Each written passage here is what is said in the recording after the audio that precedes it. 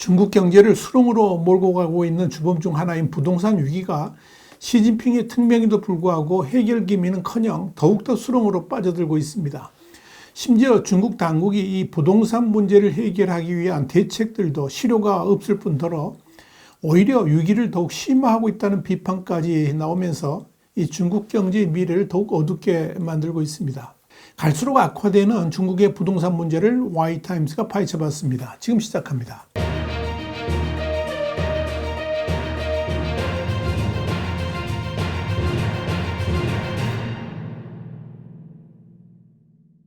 블룸버그는 현지 시간으로 29일 주요 부동산 개발업체 중 한 곳은 실적 발표를 연기했고 다른 한 곳은 순이익이 기록적으로 감소했다 그러면서 이는 중국의 부동산 위기가 완화 조짐을 보이기는커녕 심화하는 증거다 이렇게 보도를 했습니다.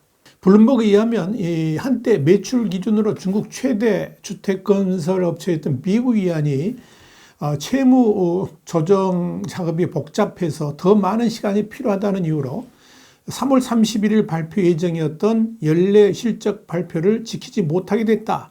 이렇게 급작스럽게 발표했습니다.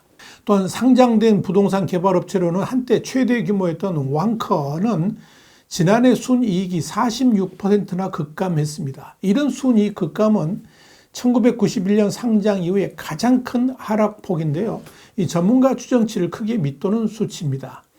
특히 왕커는 이 정부가 일부 지분을 가지고 있는 사실상의 국영회사인데 자금난 해소를 위해서 정부가 직접 나서가지고 대형 은행들에게 금융 지원을 요청할 정도로 관리를 해왔는데 회사의 경영 상태가 이렇게 최악의 상황으로 흘러가고 있다는 점은 주목할 필요가 있을 겁니다. 사실 중국 당국이 채무 불이행 그러니까 디폴트에 이어서 청산 위기까지 직면한 헝다, 에버그란데와 비구이안 등은 최근 불거진 중국 부동산 업체들의 경영난을 타개하기 위해서 중국 정부가 나선 사례는 거의 없다 하는 점을 주목할 필요가 있습니다. 상황이 이렇다 보니까 국제신용평가사 무디스는 왕커의 신용등급을 투자 적격 등급 가운데 가장 낮은 BAA3에서 투자 부적격 등급인 BA1으로 하향 조정했습니다. 무디스는 추가 하향도 검토하고 있다고 덧붙였습니다. 그만큼 회사 위기가 심각하다는 의미고 국영기업마저도 흔들리고 있다 하는 점에서 눈여겨봐야 한다는 점입니다. 여기에 대해서 블룸버그는 일부 은행의 부실대출 급증과 함께 두 대형 업체의 이런 발표는 중국의 취약한 경제와 부진한 소비자 신뢰가 이 주택 판매에 주는 부담을 고스란히 드러내는 것이다. 이렇게 설명했습니다. 그런데 진짜 문제는 이 중국 당국이 부동산 위기를 해결하기 위한 다양한 조치들을 내놓고 있지만 현장에서 전혀 먹히지 않고 있고 심지어 자신 있게 생존 가능성을 외쳤던 회사들마저도 존립의 위기로 빠져들면서 당혹감을 감추지 못하고 있다는 점입니다.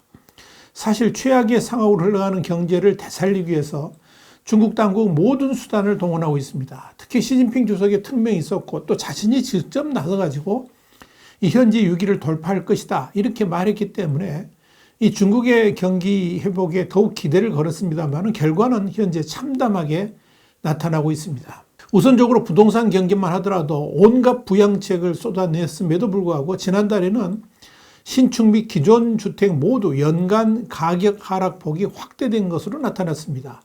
실제로 지난 2월에 기존 주택 가격은 전년 동기 대비 6.3%나 하락을 했는데 이는 2011년 통계 집계 이후에 가장 하락폭이 컸습니다. 신용평가 회사인 피치는 28일 중국 주택시장 전망을 낮췄고 수요 감소로 인해 가지고 올해 신규 주택 판매 감소 전망치를 이전에 0에서 5%에서 5에서 10%로 확대했습니다.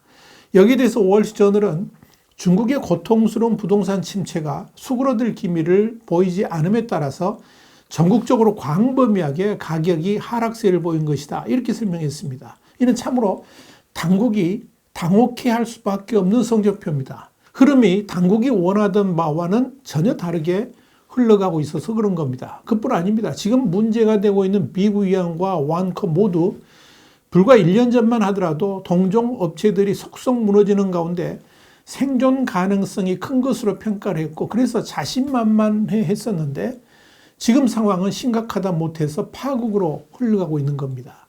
실제로 BVI아는 지난해 10월 달러화 표시 채권에 대한 채무 불이행으로 시장을 뒤흔들었고 완커 또한 채무 불이행을 피하고자 보험사들과 협의를 하고 있습니다. 특히 BVI안의 경우에는 실적 발표 시한을 지키지 못해서 부활절 휴일 이후 홍콩 증시가 다시 문을 여는 4월 2일 거래 중단 가능성이 크다. 이렇게 회사 측은 공시에서 밝히고 있습니다. 갈 때까지 갔다 하는 이야기입니다. 이 회사는 약 1,940억 달러, 그러니까 261조 원 상당의 부채를 안고 있는데 이달에는 처음으로 위안화 채권에 대한 이자 지급도 지키지를 못했습니다. 완커도 그렇습니다. 완커는 지난해 순이익이 122억 위안, 2조 3천억 원 정도로 전년도에 비해서 46%나 감소를 했습니다. 이는 블룸버그 애널리스트 상대 조사에서 나타난 14% 감소 전망보다 크게 악화된 겁니다. 매출도 7.6%나 줄었습니다. 특히 완커는 향후 2년 동안에 부채를 1천억 위안, 그러니까 18조 6천억 원까지 줄이겠다 그러면서 상장 후에 처음으로 배당 계획을 내놓지 않았습니다. 또 다른 주요 부동산 업체인 헝다그룹은 더욱 심각합니다. 이미 세계에서 가장 부채가 많은 업체라는 오명 아래 채무 불이행 상태에 있고 청산유기로 몰리고 있습니다. 헝다와 관련해서 CNN은 지난 21일 헝다그룹의 수익률이 무려 780억 달러, 그러니까 105조 1440억 원이나 부풀려졌고 이는 중국 사상 최대의 금융 사기에 해당된다라고 중국 규제 당국이 비판했다.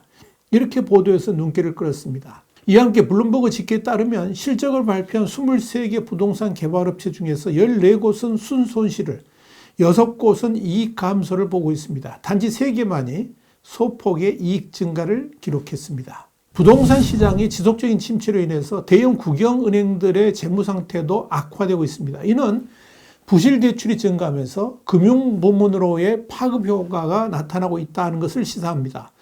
베이징 당국은 국영은행들에게 부채 문제를 안고 있는 부동산 개발업체를 지원하면서 국내 경제를 살리는 데 도움을 주도록 지시를 했습니다만은 문제는 그런 지원이 지속될 경우에 금융기관마저 부실화될 수 있다는 두려움이 지금 중국 당국을 힘들게 만들고 있습니다. 블룸버그는 중국의 주요 금융기관인 교통은행은 지난해 말 기준으로 부동산 부실 대출 비율이 전년도 1.8%에서 4.99%로 급증했다라고 보고를 했습니다. 더 큰 경쟁사인 중국 공상은행은 주택모기대출의 부실 대출이 9.6% 증가했습니다. 또한 중국 농업은행은 지난해 주택모기대출의 부실 대출이 4.7% 증가했다라고 보고 있습니다. 그런데 정말 중국 당국을 곤혹스럽게 만드는 것은 중국의 부동산 개발 업체들의 손실이 줄어들기는커녕 더욱 늘어나고 있다는 겁니다. 블룸버그는 지난 23일 또 다른 기사에서 중국 부동산 위기의 끝이 보이지 않는다 그러면서 이미 부채 탕감을 받았던 부동산 회사들마저도 또다시 위기에 빠질 조짐이 보인다라고 전했습니다. 그 대표적인 회사가 모던랜드입니다.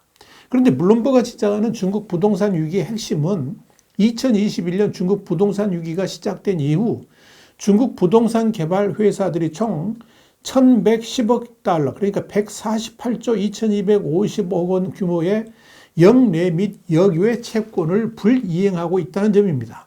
특히 이런 결과가 중국 당국이 부동산 경기를 살리려고 다양한 대책을 내놓고 있음에도 나왔다는 점입니다. 이런 가운데 신규 주택 판매까지 지난 2월의 경우에 60%나 감소를 했으니까 더 이상 할 말이 없습니다. 이런 점에서 앞으로의 관건은 사실상의 국영기업인 완커의 운명입니다. 당국이 앞장서 가지고 완커를 살리려고 애쓰고 있는데 그럼에도 완커가 무너진다 그러면 중국 부동산 경기는 더 이상 희망이 없다라고 단정 지어도 됩니다.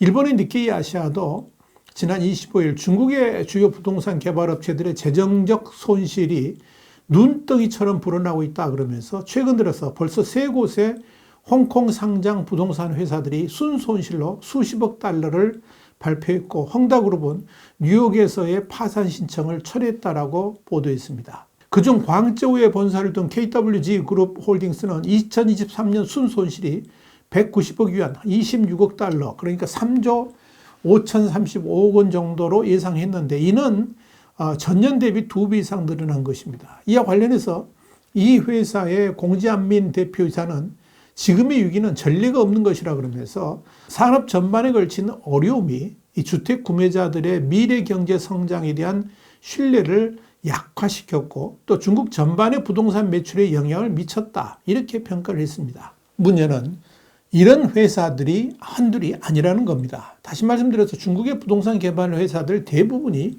이런 상황에 빠져 있다고 보면 됩니다. 그러니 아무리 시진핑 주석이 직접 나선다 한들 해결할 방도가 없는 겁니다.